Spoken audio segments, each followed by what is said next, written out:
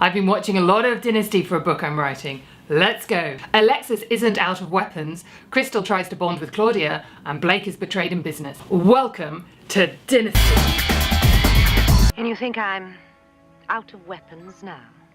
Poolside, Carrington Mansion. Blake, I think he's supposed to be swimming, looks more like he's trying not to drown. Alexis, green cowl with Belle's sleeve, shawl to the side. Clearly you accessorise this with a trug of roses. Alexis is trying to charm him, so said, "Oh, you're such a good swimmer." I was just watching you swim. You've certainly kept yourself in terrific shape. Before she hits him over the head with a hammer. She's not your daughter. She is my daughter. You still choose to believe that? To deny yourself the truth? This is not a surprise to Blake. He's having none of it. She's still thinking it's a pretty good thing to hit him with. Because I told you to get out and stay out. What better weapon than a daughter that I love more than my own life? Cut to Jeff and Fallon in their bedroom. Clearly they're enjoying a bit of post-baby making pleasure. Well, I say that. Jeff is in the post-baby making pleasure. Fallon is completely hungover. Sorry, I can't be more poetic the morning after. My question is, why didn't they stay at the hotel? Was it just for a bit of rumpy-pumpy fun and then back to the luxury of the Carrington Mansion, and in Fallon's case, a hangover? Oh, I feel 76. Because Jeff is all fired up, he's ready to go house hunting. Fallon clearly doesn't want to go, and it's understandable. House hunting and hangover doesn't really go together. Oh, I hate that neighborhood. Jeff, it's so dreary. As always, her reasons are as obtuse and nonsensical as ever. Because you know what goes with dreary? You know what goes with dreary? Roaches. Big ones. Stephen calls. Now, Stephen's been jogging. It's the 80s. There's a bandana. I was out jogging this morning, and I just kept thinking about you. So brother and sister bonding moment. It's like they're having a shirt off. A blouses competitive thing. Who's got the funnest blouse? So we have Fallon in her deep purple and her shoulders. You know when kids, and they have little training wheels on their bikes to prepare them for just two-wheelers. So the little training wheels, and when they're ready to graduate, the two-wheelers come off. I feel like this about Fallon's blouse. Fallon isn't ready for shoulder pads. She gets ruffles instead. It's like a piece of training apparel. She gets a good ruffle to get used to the size. She can balance herself. And when she's ready, she will graduate to womanhood, to the full padded shoulder. Stephen, on the other hand, has some kind of asymmetrical chambray denim thing going on. Kind of looks like what Buck Rogers would have worn in an episode where, you know, he's kicking back and teaching the aliens how to dance. After Fallon and Stephen make up, Fallon does her best to persuade Stephen to make up with Blake. Now let's follow your line of argument here, Fallon. Stephen's sympathy should be with his father. Put yourself in his place. You walk into your son's room, you see him standing there practically kissing another man. Be honest. How would you react if it was your son? Am I understanding this, Fallon? How would Stephen, as a gay man, feel walking in to a room with his son with another man? I'm not sure your argument stands up. You feel all the sympathy should go to Blake, proud, and he's you. Really? Really? And that Stephen is the one that should make all the effort and amends. Doesn't seem very much in Stephen's favour. How about Blake accepting Stephen? Revolutionary idea. Why, does that bother you? Whenever I see Jeanette in a scene, I always wonder, what are you thinking? She's in the breakfast room, busy lifting up pots and looking. Is she looking up and thinking, you greedy doodahs, all this food is being left behind? Or is she thinking, that's going in my handbag later? The interior life of Jeanette fascinates me. It could be a whole program in itself. What are the servants thinking? I suppose that's one of the appeals, kind of the whole upstairs, downstairs, Downton Abbey. But in Dynasty, it is only upstairs. Well, until Kirby arrived. But she was treated like one of the family, so it's more downstairs comes upstairs and shuts the door. When Crystal says to Jeanette, Yes, Mrs. Carrington. Who is mistress of this house? she's thinking, is this a trick question? Well, you are, ma'am. I kind of wish she'd said, me. That would have been a good answer. Linda Evans has this amazing figure. She's tall, she's athletic, broad shoulders. They stick shoulder pads in her broad shoulders. In this episode, she is rocking a silk blouse. I don't think there's much bra-age going on. So that puts a lot of material between the broad shoulder and the low slung breast. And yet she makes it work. In fact, she makes it look fantastic. And I think the secret is the ever-present erect nipple. Norman Miller said that Crystal was made for trousers. And what that means in terms of the 80s is a flat bum. Because in the 80s, those waistlines went really high. I mean, look at the length of those zips. They've got to be 12 inches. Which means a curvy, round, hip butt area, which most of us women have, very tough to carry that. Especially with box pleats.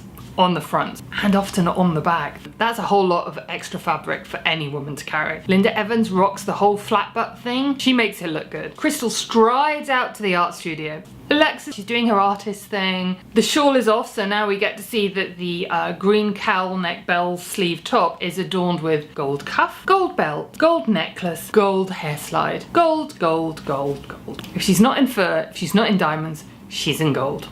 I don't think I've ever met anyone with your nerve. You're incredible. Blake goes off to meet his frenemy in business, Cecil Colby. So they're rival families, but they're friends, but they're not, but they are, but they're not. Let's talk about Cecil, and let's leave his Flashers Macintosh aside. That really is. Cecil is so stiff. He looks like he's been dipped in starch twice. I mean, he can barely move his mouth. I tried my best, Blake. And when he was dipped in the starch, he was frowning, because he's always frowning and his mouth can barely move, but he's got this kind of deep, gravelly voice. He's so stiff, you can practically hear his face creak as he tries to talk. Don't call it a con artist, darling. Back at the Carrington mansion, we go back to the future. Dr. Nick and his DeLorean arrive. And why a DeLorean? As Russ Hanneman in Silicon Valley says, because the doors go like this, not like this. We have a little light banter. Ah, roses. You should have. I didn't. Then we have this. I would like your professional opinion about something. That's nice. I'm very opinionated. Then we have this. If you're wondering about my clothes, it's my day off. Except for my visit with Mrs. Blaisdell. Is it me, or does Dr. Nick seem a little insecure around Crystal and overcompensating? That console back there, Venetian, 17th century. Really? Probably designed by Alfredo Saviano del Pesto. I'm impressed. It should be. Is he making that up? That doesn't sound real. That just sounds like vaguely Italianish words. And then he takes it all and ties it with a bow with this. Well, as my grandfather once put it, l'unico sentimento più caloroso. Excuse me.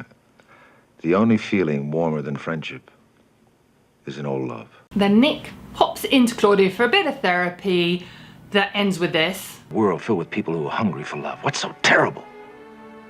That a woman could love two men? It sounds like he's projecting onto Crystal with that statement. Turns out Alexis and Cecil has a past. So much so that he calls her Alex. Alex, it's 16 years since we last met. I don't remember anybody else calling her Alex. Dexter, did you ever call Alexis Alex? In fact, I would have thought Alex would have been followed by a quick slap, but he doesn't get one. Well, metaphorically, he gets a slap. Fallon, don't force me to tell Blake that you're his darling daughter's real father. And we have a whole feminizing of the Oedipus thing as his response is. One night she and I nearly went to bed together. How deliciously May December. Crystal goes for a bonding moment with Claudia and takes her flowers. She's clearly very nervous. What you need to know is that Crystal slept, this is before Blake, with Matthew, Claudia's husband, whilst Claudia was in the sanitarium. So she's got every right to be awkward about this. But she's aghast when Claudia doesn't greet her with open arms. In fact, she seems a little scared. You should be, you shagged her husband. And as Claudia points out, look, you and me, we did the same thing, right? We did the same thing. We had an affair. You've still got everything. I've got nothing. I don't have my husband. I don't have my daughter. I've got me. Look at me. It isn't very much, is it? Cecil and Stephen have lunch. You know something, Cecil? You may care. My mother may care. But Blake Carrington? He doesn't care. And I don't think he's wrong. Jeff is all up in arms because he found out that Crystal is pregnant and clearly knows that's why Fallon decided to make a baby in the motel. And clearly he's thrilled. So he insults her tennis. Hey, loosen up. The idea is to meet the ball, not behead it. Crystal is completely freaked out by her conversation with Claudia, so reaches out to Dr. Nick. But he's busy, he's very manly. He's changing the sparks and the oil on his DeLorean. and he can't possibly come out, so she has to come to him. And they have this whole weird back and forth by his hot tub out the back. Birds are singing, and he does this. Try one of these. It's where the vino begins, and it's great for the digestion. You know, the whole 9.5 weeks feeding food from the fridge, quite sexy, quite good. This just looks like you're putting your fingers in a mouth that doesn't want them. I think it's supposed to be seduction. It doesn't look very nice. I don't think she liked that. I didn't like that. So he takes the whole sticking a grape in her gob when she doesn't want it, and then when she's a bit unsteady when she stands up, insists on driving her home. They get home, the dogs are barking, something's up. You stay there, I'll go check it out. It's Stephen. He's come to see his father after his liquid lunch. He's clearly off his face on booze. They've had a fight. In comes Dr. Nick. Dives. Cut to the hospital. Is there brain damage? There's guilt. There's none of it matters now. Alexis comes running in and we get some serious acting chops off Joan Collins.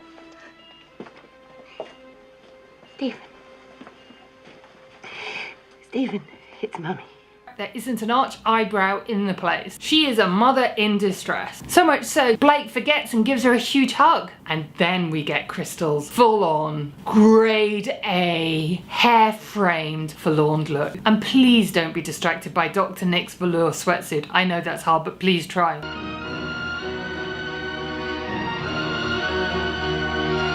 This is why Linda gets paid the big bucks. Hurt. Oh so hurt look.